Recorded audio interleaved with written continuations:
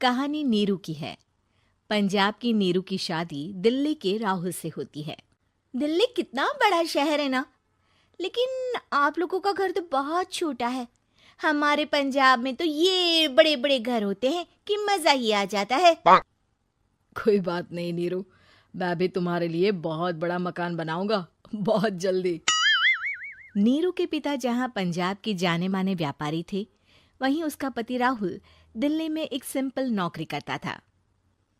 माँ, यहाँ तो घी मक्खन इतना महंगा है कि क्या बताऊं। मैं तो तरस ही जाती हूँ घी खाने के लिए। नीरू की माँ को ये सुनकर बहुत दुख होता है। मेरी बेटी को घी नसीब नहीं हो रहा है और ये बहू यहाँ बैठकर घी में शक्कर डाल रही है।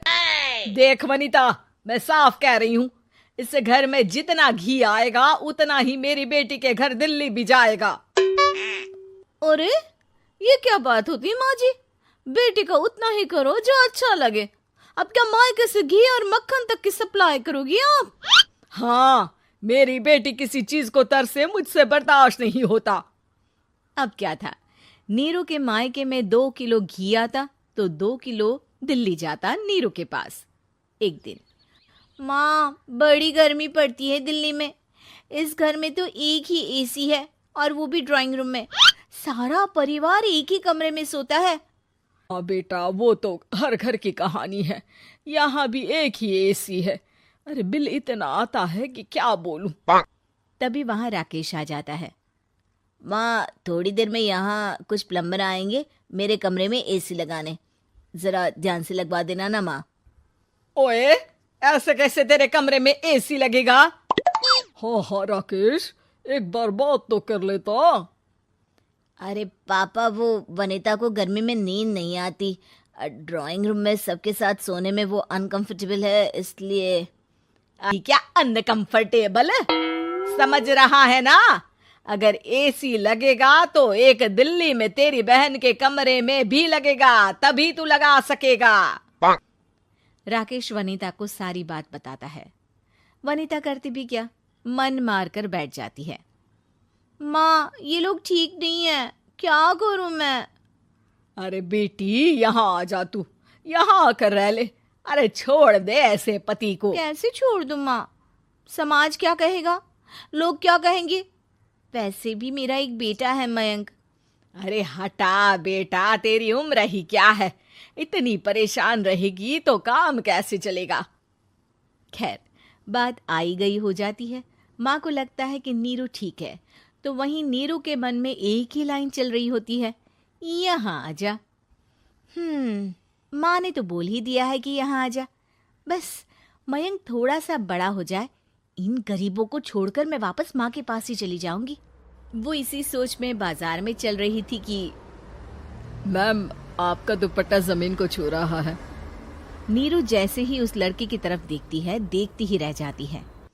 हाय रे, कितना सुंदर लड़का है ये। अब क्या हुआ? मैंने कहा आपका दुपट्टा।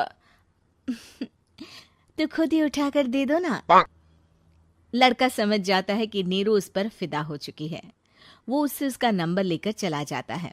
अब क्या था, नीरू और रोहित में लगातार बातें होने लगती है। मैं हरियाणा का रहने वाला हूँ, यहाँ एक बड़ी कंपनी का मैनेजर हूँ। अच्छा, और कितने बच्चे हैं तुम्हारे? बच्चे? अरे मेरी तो शादी भी नहीं हुई है। तुम बताओ, शादी करोगी? नीरू शर्मा जाती है। अब लेकिन मैं तो पहले से ही शादीशुदा हूँ। मुझे फर्क नहीं पड़ता, बस तुम शादी कर लो, भाग चलते हैं। बहुत पैसे वाला हूं मैं, हमेशा खुश रखूंगा तुम्हें। नीरू रोहित से मिलकर सारा प्लान बना लेती है और फिर एक दिन घर से भाग जाती है। दोनों शादी कर लेते हैं। शादी के बाद, क्या बात है नीरू, तुम्हें परेशान सा देखता हूँ, सब ठीक तो है ना? हाँ, सब ठीक है।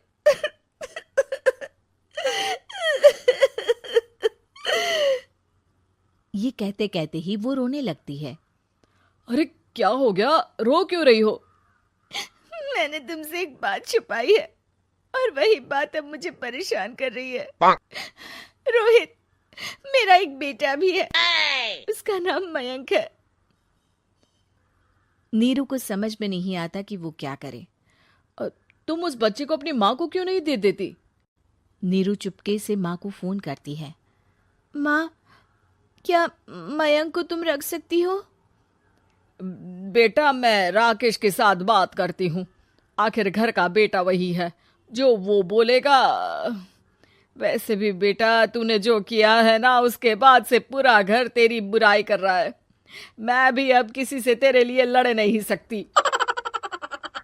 राकेश बेटा, नीरू ने तो जो किया बहुत ही बुरा किया, लेकिन मैं सोच रही थी कि क्यों ना मयंक को हम यहाँ ले आए। तभी वनीता बोल पड़ती है। वाह जी, ऐसे कैसे यहाँ ले आए? यहाँ क्या भंडारा भरा है? और जिस बच्चे की माँ ने नहीं सोचा, उसके लिए हम क्यों सोचे?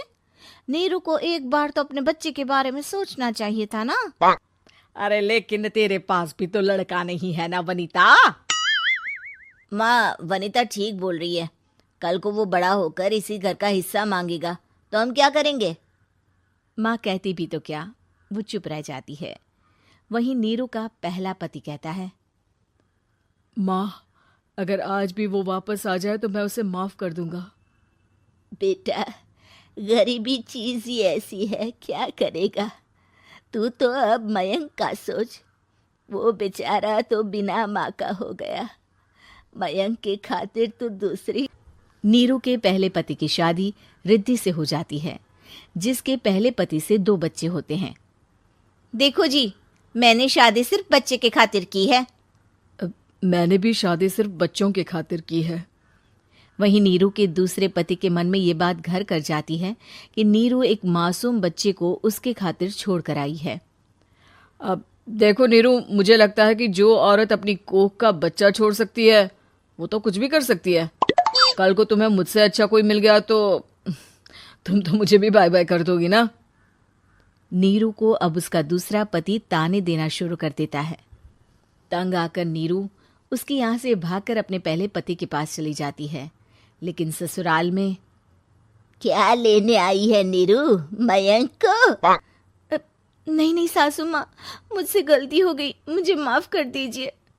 नीरू, अब वक्त खत्म हो गया है, मेरी शादी हो चुकी है। तो छोड़ दो ना उसे, हमारा बच्चा है। मैं आपको अपनी माँ नहीं मानता, मेरी नहीं मान तो बात अच्छी है। नीरू मयंक की बात सुनकर समझ जाती है कि उसके पास अब ना आसमान रहा ना ही जमीन।